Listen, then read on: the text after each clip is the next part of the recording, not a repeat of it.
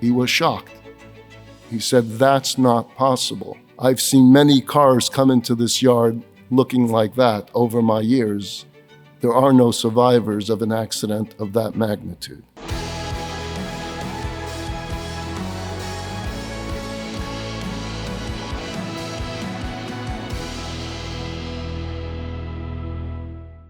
Just about a little less than a year ago,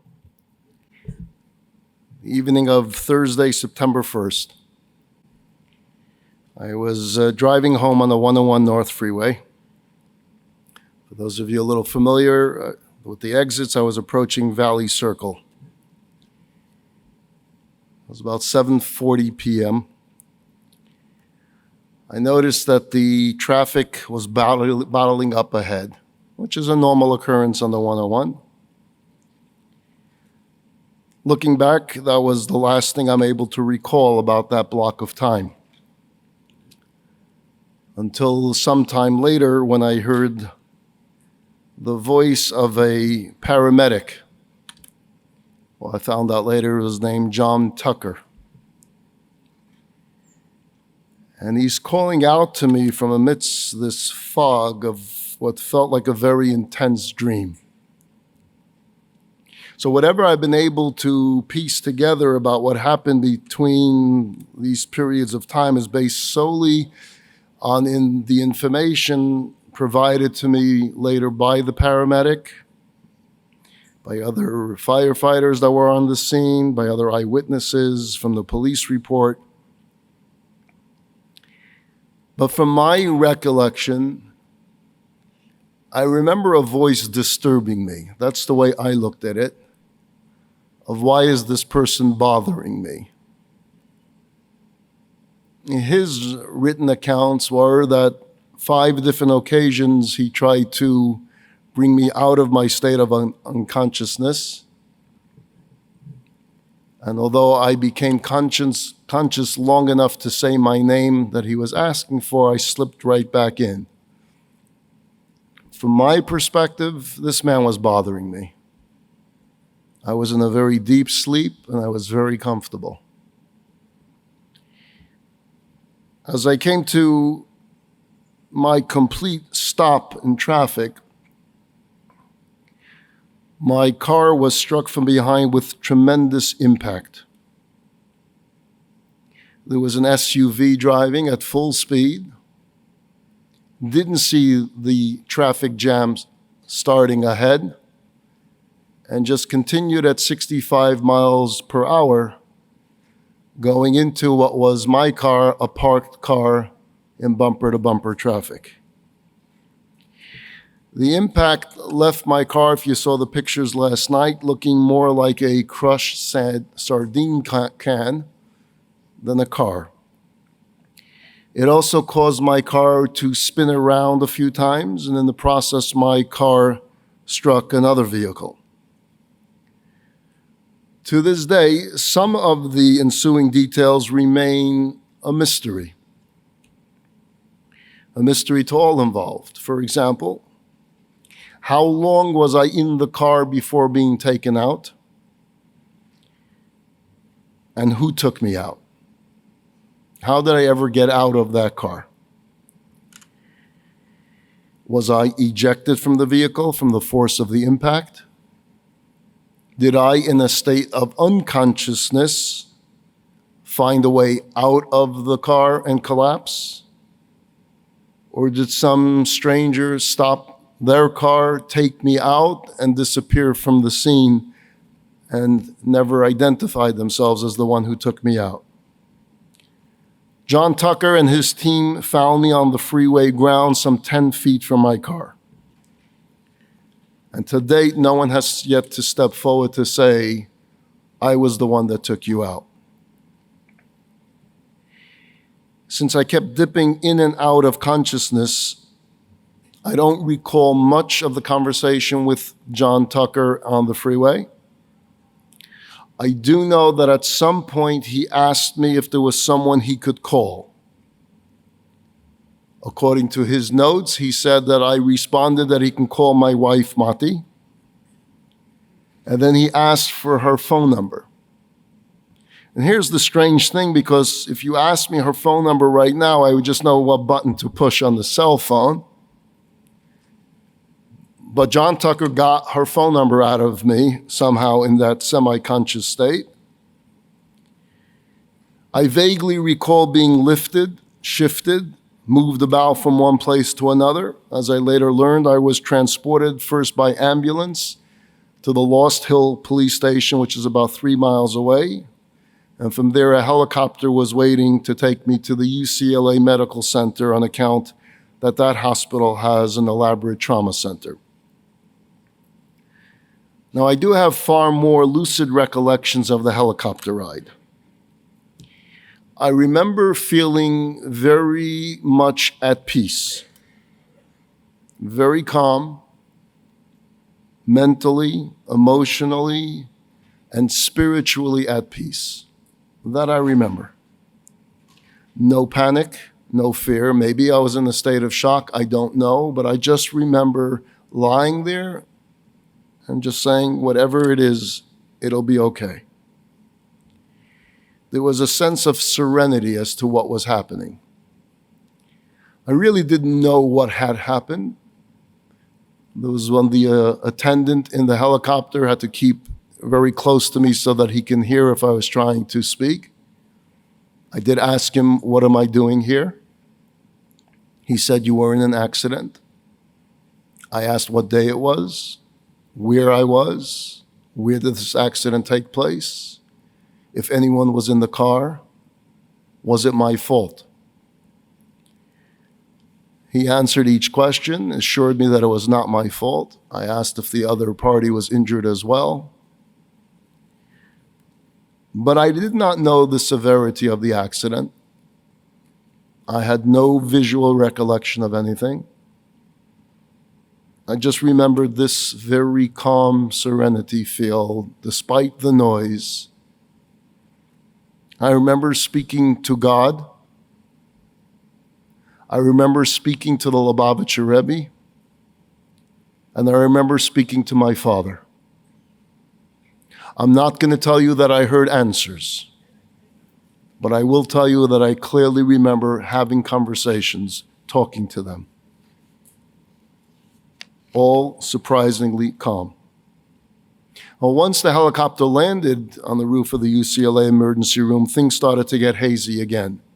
I remember there being lots of activity, lots of chatter around me, lots of scans and x-rays, and then lots of doctors and nurses checking every part of me.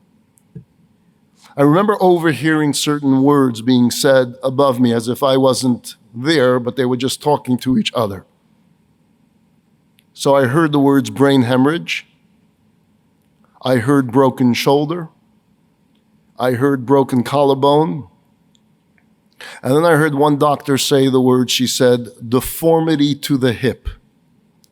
I didn't like that word. So I asked from my state of unconsciousness, what deformity are we talking about?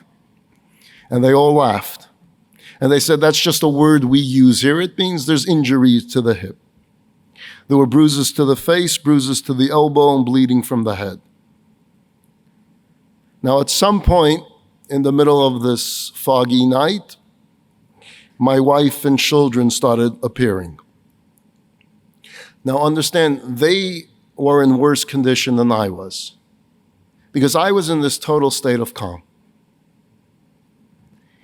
But for them, it's a different story. My wife was working at the mikveh that night. Thursday night is her night that she takes care of the mikveh that we have. And her phone continues to ring and ring with a number she doesn't recognize. She's doing her job at the mikveh. But when she sees this person is not stopping to call, she realizes she needs to pick up. And it's Mr. John Tucker, who says, I'm a paramedic, and your husband was involved in a car accident, and he's being airlifted to UCLA Medical Center, and you should get over there. So she calls for my two daughters, tells them what's going on, and that she didn't want to drive herself, so they joined her. And they're heading now from Agoura Hills to the UCLA Medical Center. You take the 101 to get there, the 101 to the 405. It's now about 8 o'clock at night. There's a lot of traffic on the 101, but at 8 o'clock at night, it should be easy sailing. But as they get to the city of Calabasas, it's backed up bumper to bumper traffic. You can't get through. It's just a parking lot. And they're trying to understand why at 8 o'clock at night is there so much traffic, especially when they needed to get in a rush to the hospital. And it's only as they approach the Valley Circle exit that they see that there was an accident on the other side of the freeway, still not putting two and two together. Because Monty never asked John Tucker where this accident took place. And as they pass the scene of the accident, I believe it was one of my daughters that take a look and say, could that be Abba's car? She has John Tucker's number in her phone, so she calls back John Tucker and says, what exit did this accident happen? And when he says the words Valley Circle, and they're at Valley Circle seeing all the sirens, all the flashing lights on the other side, that's when they realize this isn't good.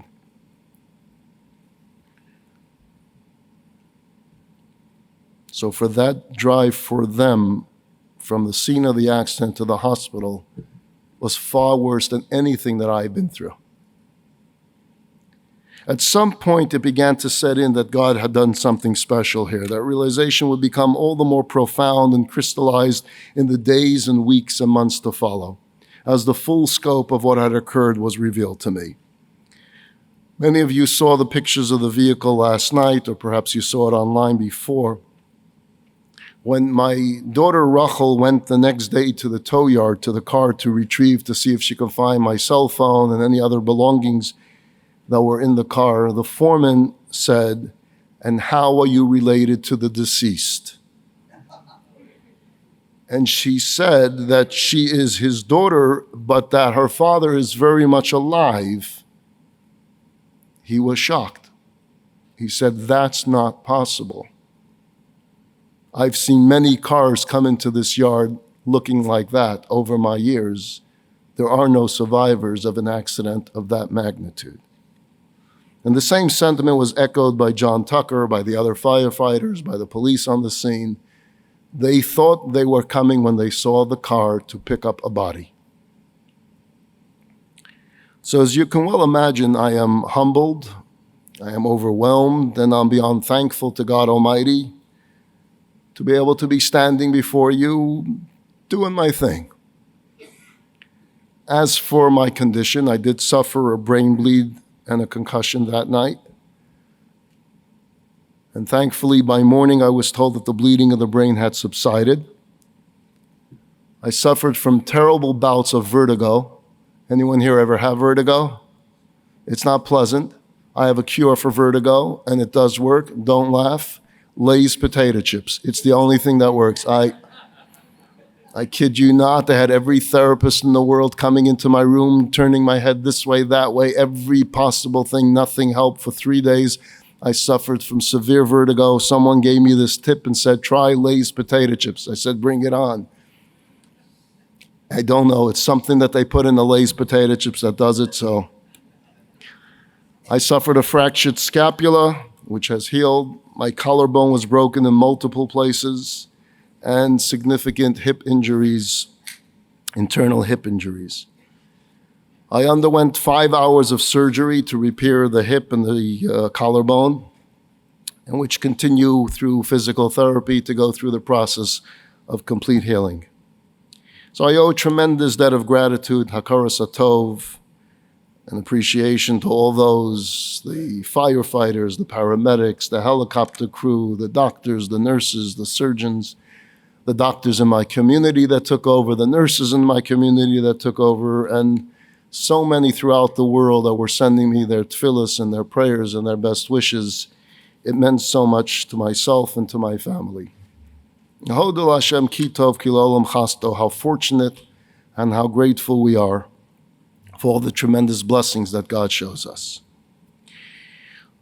What came to mind most strikingly in the days and weeks after is this powerful prayer. And again, this was right before Rosh Hashanah Yom Kippur time. We say the Unesana Tokef. And you can't spell it out any more bluntly. B'Rosh Hashanah Yekasevon of Yom Tzom Kippur Yechasemon. On Rosh Hashanah it is inscribed, and on the fast day of Yom Kippur it is sealed. Mi Yichya Umi Yamos. Who shall live and who shall die? Mi Bekitzo, mi Lo Bekitzo. Who shall live out his allotted time and who shall depart before his time?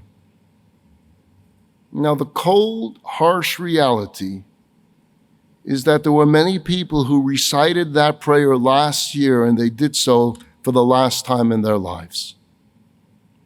They're no longer in this world. So what was I inscribed for the year before? What was sealed on the Rosh Hashanah and Yom Kippur prior? Was it something different than what actually occurred? Was there an 11th hour reprieve, this last-minute reprieve? And if there was a reprieve, what brought it about? Who knows? But it sure gets you thinking. It gets you thinking about the uncertainty of life from one minute to the next. Because you never know, from one day to the next, you just never know. People always ask the question, what are the human's biggest fears? What do we as human beings fear the most? And of course, illness and death are up there on the list, but you may be surprised to know that the top 3 things when people are asked what they fear the most are helplessness, loneliness, and insignificance. The fear of being insignificant is a huge thing. Now, why is that? I mean, sometimes it's really hard not to laugh at the absurdity of the human condition. Every day we scurry around all full of ourselves and our aspirations, seemingly oblivious to the fact that relative to the vast universe and the sweep of history, we are this tiny speck at the tip of a leaf.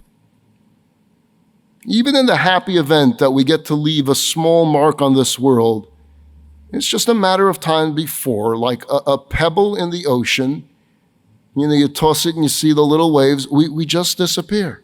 A few rings in the water and that's it. Gone. Oblivion.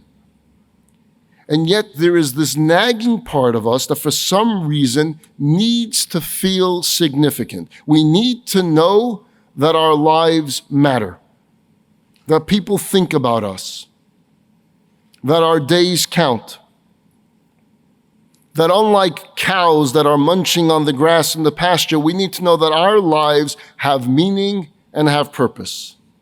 It's an essential human need. Well, 3 years ago, the world lost a true giant in Rabbi Jonathan Sacks, the former chief rabbi of Great Britain.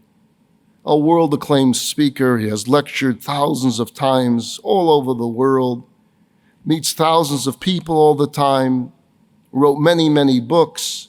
So someone once asked Rabbi Sacks, in all of your thousands of engagements, what question are you asked more than any other?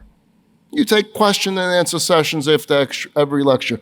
What's number one? What's the number one question that people ask you in these encounters? Is it perhaps on the Torah perspective on science? Is it Judaism in the modern era? Is it issues of Jewish law? Is it comparative religion? Rabbi Sacks thinks for a moment and he smiles and he says, the question I'm asked on the circuit more than any other is this. Rabbi Sacks, do you remember me? There's an expectation that I remember them because we met some time before. More than any other question, that's what people want to know. And how profound is that? We all have many needs, none more pressing than the need that somebody sees us, that someone recognizes us, that someone remembers us. We all need to know that we matter, that we're significant. This rabbi shared this emotional experience he recently had when visiting a very old cemetery. So he was out there to officiate at a funeral of a congregant, and while there, he stopped to read some of the tombstones that are there. And among those, he's reading a tombstone of someone who's been buried for over 100 years. And he reads the tombstone of this one woman who lived a full life, but now had been gone for over a century. And he's standing there in front of her grave, and he asks himself this simple question: does anyone alive today remember her? She's been gone for 100 years. Does anyone remember her? Does anyone remember any of her friends, any of her contemporaries? The answer is probably not. Many of us, but not all of us, grew up with living grandparents, and we remember them well. But how many of us have met or have lasting memories of our great-grandparents? How many of us know the names of our great-great-grandparents? Chances are not too many of us. So that's it. 3 or 4 generations and you're forgotten, even by your own family. These people lived full lives. They got married. They had children. They had grandchildren. They were part of a community. But who remembers them? Most of the time, no one.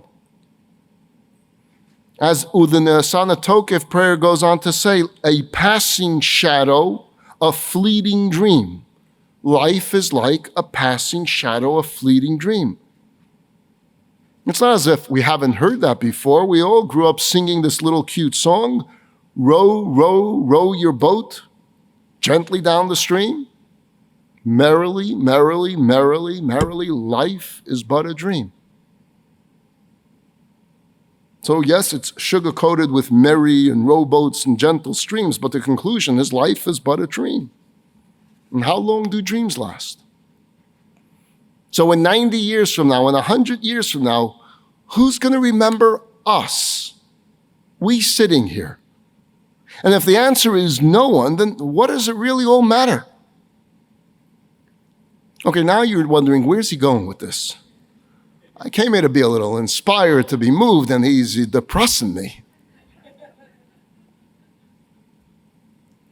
We'll turn it around, don't worry. We have another very powerful prayer, and we recite this 4 times a year. It's the Yizkor Memorial Prayer. And while we each recite our personal Yizkor, mentioning the names of our departed loved ones, we all begin the Yizkor declaration the same way. Yizkor Elokim, may God remember. Nishmas Abba, remember my father, my mother. Yizkor Elokim, may God remember. No, we don't say, may I remember them. We don't say, may we remember them. Yizkor Elokim, God remember them. And I want you to think about those words. Let God remember. The point being that even when everyone else forgets, Yizkor Elokim, God remembers. God remembers everyone, and he remembers everything. God remembers what Adam and Eve did in the Garden of Eden, what Abraham did at Mount Moriah, what Moses did at the burning bush, what Jonah did in the belly of a whale, what the Lubavitcher Rebbe did from his office in Crown Heights, with the same exact recall and clarity that he remembers what you did this morning. Yizkor Elokim. God remembers. So rather than be depressed, we should all be uplifted and invigorated, because to God, everything counts. Lives, words, deeds, actions, they all count, they all make a difference, everything matters. Maimonides tells us that a person should imagine at all times that all of the deeds of his entire life are evenly balanced between good and bad. There's 2 sides of a scale in life, and now imagine the scale is perfectly even. And your next deed will tip the scale to one side of the scale. Then Maimonides says, I want you to imagine that the entire world is on a scale, perfectly balanced. All of the world's existence, all of the deeds of the world of humanity till this point, and it's exactly even. and your next deed will tip the scale of the world. Now, I don't know if there was ever a time in any of our lives that our deeds were perfectly even, nor do I think there was ever a time in history where the morality of the world was perfectly balanced. So what's Maimonides' point? I think Maimonides is simply providing us with a very important mental aid, a visual aid, so that you go through life knowing that you make a difference, that your deed matters, that nobody is insignificant. The Rambam is not talking in terms of quantitative balance as much as qualitative balance, that you can do something seemingly minor, small, that can have enormous and momentous effect on people's lives, on the world, for both the foreseeable and unforeseeable future. When Clint Pulver was a little boy around 8 or 9 years old, he could never sit still in class, and he would constantly be tapping his hands the entire time. It drove classmates crazy, it drove the teacher crazy. Go trying to teach when someone's just doing this the whole day. His fellow students would complain, the teachers would send him to the principal's office for being so disruptive, and this would go on and on and on. One day, a new teacher was assigned to Clint's class. His name was Jensen, Mr. Jensen. And after putting up with Clint's shenanigans for about a week, Mr. Jensen asked Clint if he would stay after class. Now, he's been used to this. He's assuming, I know, I'm in trouble because I've been banging on my desk the whole time, and that's what the teacher's going to be telling me about. And instead, Mr. Jensen said, Clint, I asked you to stay because I have a question for you. Do you ever think of playing the drums? And he then pulled out a pair of drumsticks that he brought with him. And he said, you're not a problem. You're a drummer. You just need to keep drumming away. And sure enough, Clint Pulver took to the drums like a fish to water. He had a new outlet for his restlessness. Fast forward today, Clint Pulver is, in fact, a world-class drummer. He's also an author and a motivational speaker. People show up by the hundreds, sometimes by the thousands for his talks, and he inspires so many, for better lives. And at almost every presentation, he gives credit to a grade school teacher named Mr. Jensen. For it was that moment in Jensen's class that changed his life. As Clint puts it, somebody saw something in me that I didn't see in myself. One simple, creative, out-of-the-box action by a thoughtful and sensitive teacher changed the course of a human being and all those that he inspires today. Rabbi Yitzchak Vachnin and his wife, Rebbetzin Masuda Vachnin, both of whom were born and raised in Morocco, were the spiritual leaders of a Sephardic community in Malot, Israel. During the early years of their 65-year marriage, Rabbi Yitzchak served as the principal of a girls' seminary, and his wife helped along in the seminary. One day they learned that one of their students, her name was Mazal, was engaged to a wonderful boy named Hanan, and the entire school celebrated the occasion. Now, amongst Sephardic Jews, or those that took the debate, there's differences in tradition.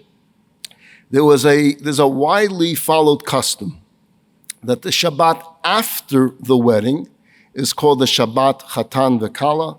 It's a big celebration. Everyone comes together for the celebration of the first Shabbat of the newly married couple. Unfortunately, this young couple, Hanan, was from an orphan. He was an orphan, so he was from an impoverished family. And Mazal's family also were not better off. And so it was decided, we had the money to make a wedding, but we do not have the money for the Shabbat Chatan V'Kala. When Rebbetzin Vachnin heard about this, she was very upset. How could a newlywed couple not have a memorable Shabbos to celebrate their union? And so she let them know, there will be a Shabbat Chatan, there will be the celebration. I'm handling it. I'm hosting it. Tell your family to come, it will happen.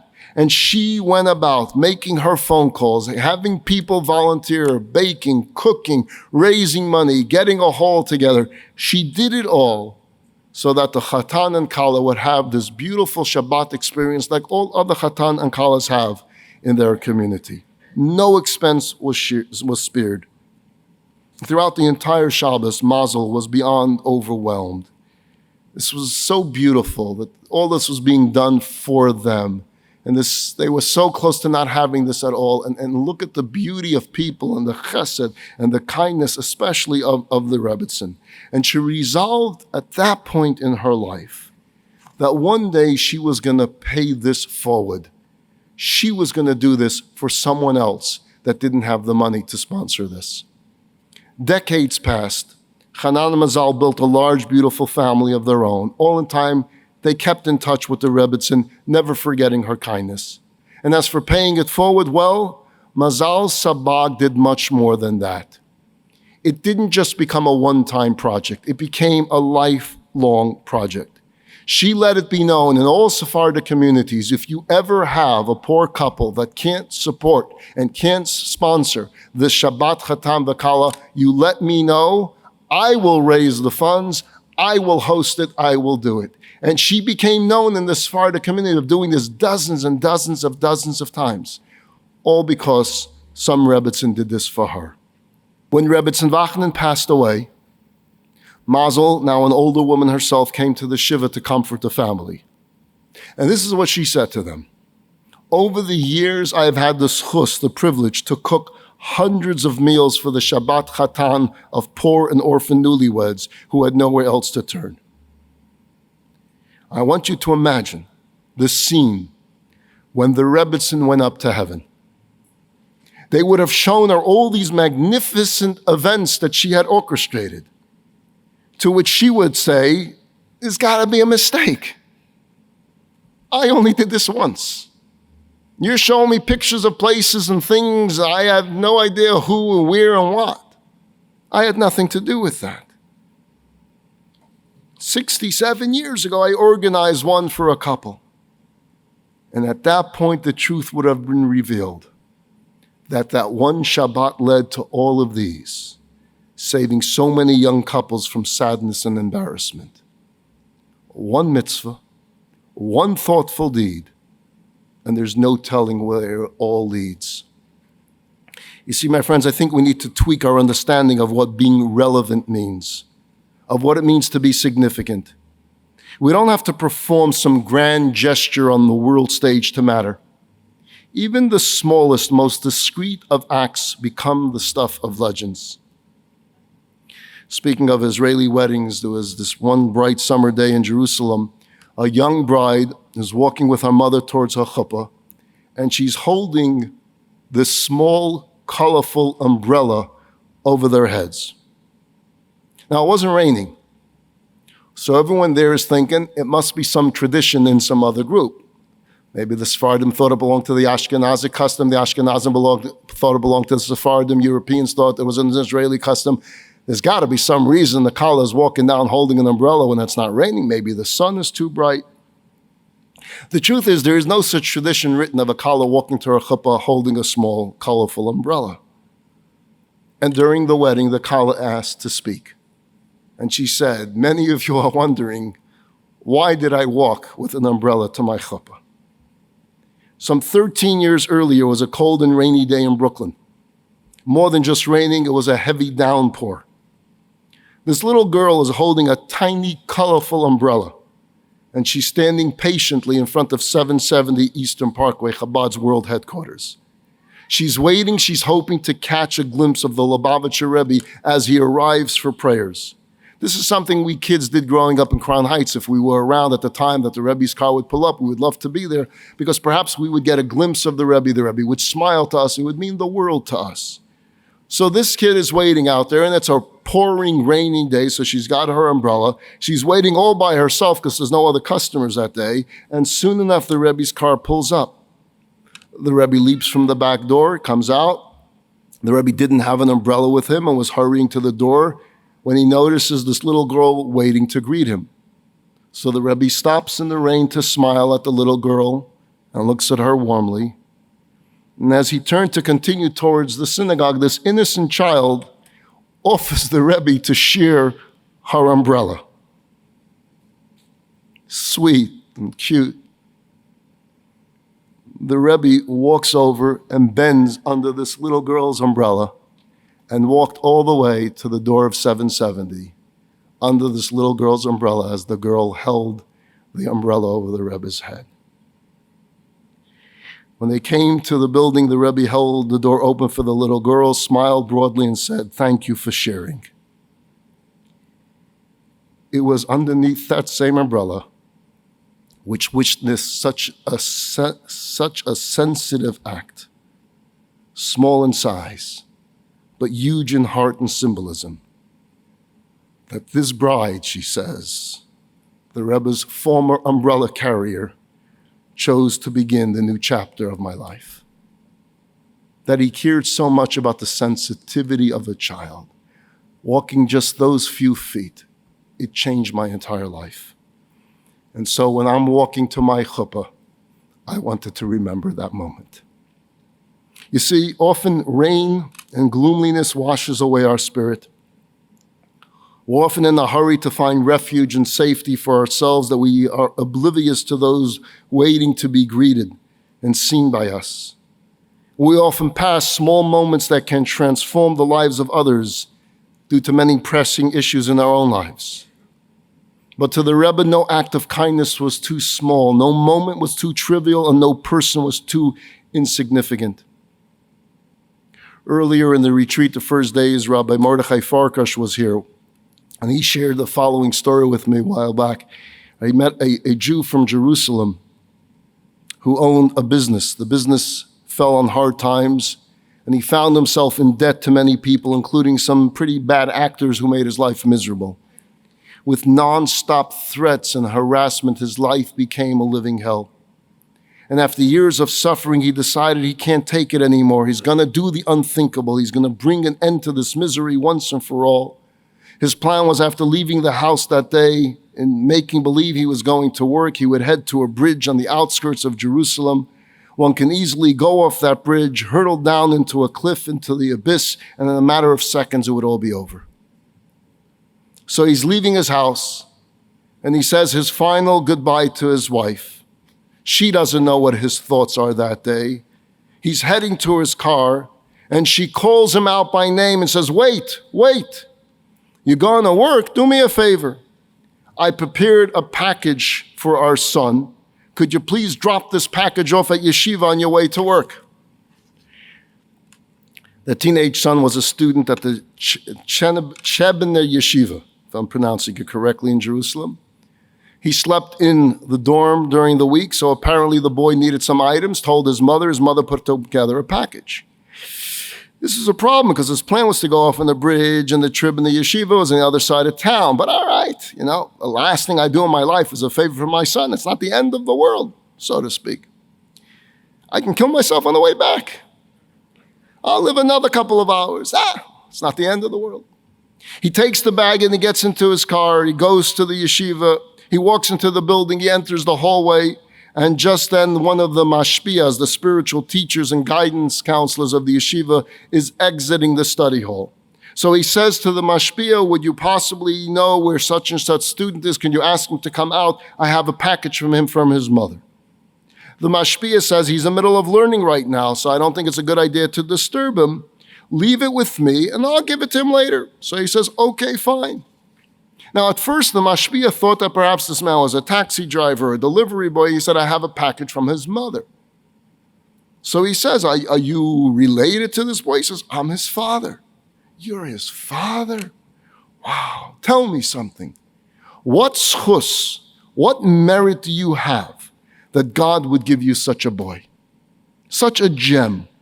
Your son is a diamond, a mensch with a heart of gold, such a phenomenal head on his shoulders, a precious soul, so lovable, such a source of light and sensitivity. We love every moment that he's in this yeshiva. It's a privilege to have him here. So I want to know, what did you do to have such a son?" The man goes back to his car and thinks to himself, "I'm going to kill myself? I'm going to commit suicide because I'm in debt a few million shekels? I have a phenomenal son. I'm going to take his father away from him forever, turn him into an orphan by choice? For what? Because of money? I have a wonderful wife. I have a family. Am I crazy? And he knocked some sense into himself. He went to work. He came home. He ended up moving out of Israel. He moved to the United States. He got a good career. Over time, he paid off all of his debt. And he's now connected to the Chabad community in Washington State. And he shared this story with Rabbi Farkash. Think, one compliment. You don't know what those compliments do. Are we so stingy on our words? What does it really take to say a few kind words to someone? To give a warm compliment, to know how much a teacher may mean to your child, to tell that teacher that, or the opposite way, for a teacher to tell a parent something good about their student. And to tell any child something good about themselves. Words that come from the heart enter the heart, and we can impact a person's life of those around us. We can affect the course of generations.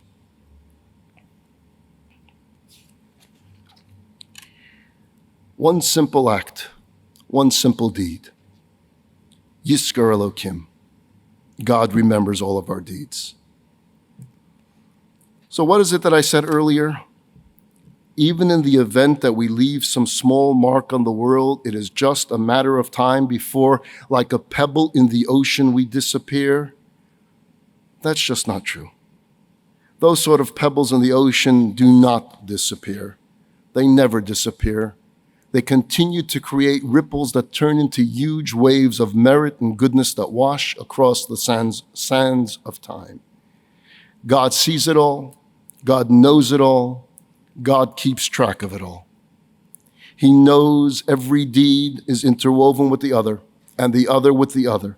He knows as clear as day who triggered what, who impacted what, who initiated what. It's all there and remains there forever. Yizkar Elokim, God remembers. So we worry about relevance. We worry about significance. We worry about continuity. My friends, the solution lies in having a relationship with God Almighty. Because in His eyes, you always count. You're always significant. You always matter to Him and will never be forgotten by Him. Because God is infinite, which is why connecting ourselves to Him, we connect ourselves to that which is infinite to eternity. I'm sure many of you in this room have gotten involved in many different projects and programs for the physical or spiritual benefit of others in your community, including people you never met, and chances are people you never will. You've either gotten personally involved in making these programs happen or you supported them financially or both. This much I can tell you. You have no idea of the endless good you have affected as a result of that. Those ripples continue to impact your community. And from there, its veins and its streams and its tributaries spread forth and impact the entire world in countless ways that we cannot begin to fathom. Because Yizkar Elokim, God never forgets. God doesn't lose track. There's a rabbi in Dallas, Texas, who tells how he's sitting in his office one day and a fellow comes in and hands him a check for $10,000. Now, it's a nice day if you're a rabbi. Someone just walks in unsolicited and gives you $10,000. And he asks, and what's this? And the man says, I just got back from Jerusalem. This is not a man he ever met before. And I went to the wall. I went to the kotel, where I saw this Hasidic Jew dressed in the garb. I watched how he prayed at the wall. He prayed with such fervor, with such devotion. I was so inspired. It made such an impression on me. And I was thinking to myself, I'm never going to be like that man. I'm never going to pray like that man. The least I can do is facilitate that sort of devotion to others that do. So here's a donation. Have me in mind when you pray. Now, for years thereafter, this man continued to come once a year to this rabbi, giving him a check for $10,000 because of that guy praying at the kotel. When this man passed away at the man's funeral, the rabbi told the story of how we first met and this $10,000 annual gift because of this incident at the kotel. The man's mother, who had survived him, hears this for the first time and says, I would like to continue that tradition now in the memory of my son for the rest of my life. Now, that Hasidic Jerusalemite who prayed at the kotel that day, He should live and be well for 120 years. But one day he's going to make it to the heavenly world. He's going to face the heavenly court, and God will line up all of his credits and his debits. And then God will say, and this is for the Jews of Dallas. And he will say, Dallas? Who is Dallas? What's Dallas? Where's Dallas? And God will tell him, one day you prayed at the Kotel, and there was a man from Dallas, Texas standing next to you, and he was inspired. And he went into a day school and he gave a check for $10,000, and he continued to do that every single year. And then his mother continued to do that. And hundreds of children were educated because of the way you prayed one day. Maimonides wasn't exaggerating. One deed really makes all the difference. I was thinking a lot about this whole subject during the days, the weeks, and the months since the accident. I found myself struggling with what I found out is called survivor's guilt. Survivor's guilt is a particular guilt that develops in people who have survived a life-threatening situation. And although I didn't know the clinical term for it initially, I certainly found myself backed by that sort of guilt.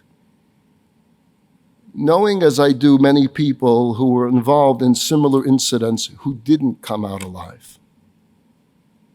Knowing parents who lost young children in fatal car accidents, I found myself desperately searching for answers.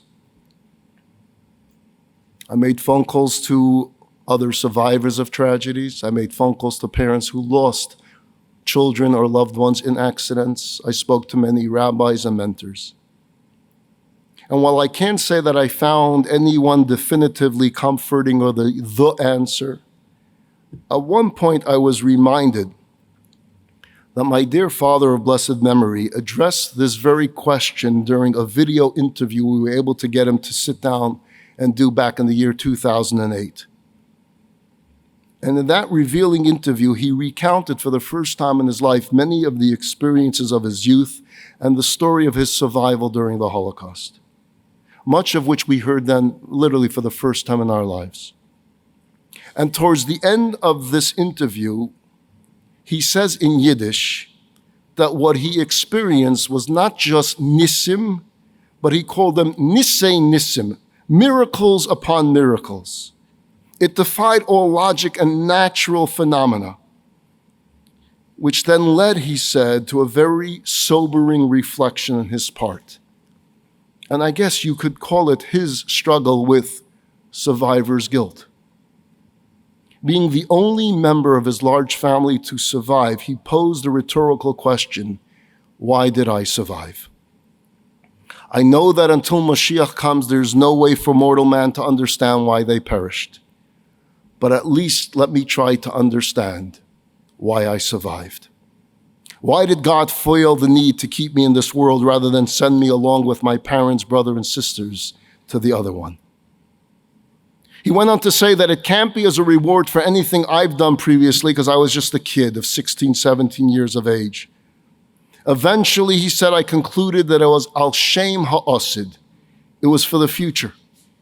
God was investing in me because he foresaw what would come down the line. He foresaw my children and my grandchildren and felt that the world would need them to be part of this world for the decades to come after the Holocaust. It was because of the family that I would yet create, the souls that I would bring into this world, and the lives that they would yet touch. It was God's investment in me in the future. So that was the answer that my father made peace with. That was his take. Now, whether or not that was God's motivation, who's to say? But I've decided to apply at least that message, that perspective, in some way to my own situation. I was granted a reprieve. I'm living in what I call bonus time. Not so much due to any personal merits, but more so due to the merits of the work as an emissary, as a shliach of the Lubavitcher Rebbe, trying to inspire others to do good, to take on a mitzvah, to lead a more wholesome life, to study more, to share more, to care more. And perhaps all of those good deeds done by the community over the years created angels. And those angels were released on September 1st at the Valley Circle exit on the 101 freeway. And perhaps in addition, I was granted this reprieve, this bonus, al shem ha'asid, as God's investment for the future. In other words, I got a lot of more work to do here in this world. It's been an inspiring 40 years since I went out west. Thousands upon thousands of lives have been touched and positively impacted forever, not because of me, but because of the mission, because of the outreach work, because of the supporters, because of the congregants, because of the students, and because of my colleagues, the shluchim and the shluchos I've had the privilege to work together with. But from this point on, I'm heading into bonus time. My takeaway from this experience is not that it's time for me to slow down, but quite the opposite.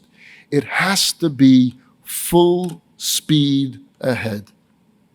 No pun intended, I wasn't the one driving fast. As much as has been accomplished over the past 4 decades, there's more to be done. And God is clearly expecting bigger and better things. You know, it's an amazing gift that God gives us, this ability to transform material and physical resources into goodness and spirituality, to enable the legacies of our very transient and fragile lives to live on for all eternity. Because Yiskar Elokim, because God remembers, and God doesn't remain in debt. One way or another, one day or another, He pays us back. I've always known this to be true, but now I know with even greater clarity and certainty than ever before. Thank you and Shabbat Shalom.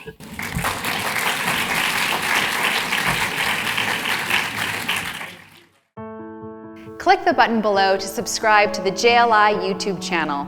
It's like a relaxing spa for the soul.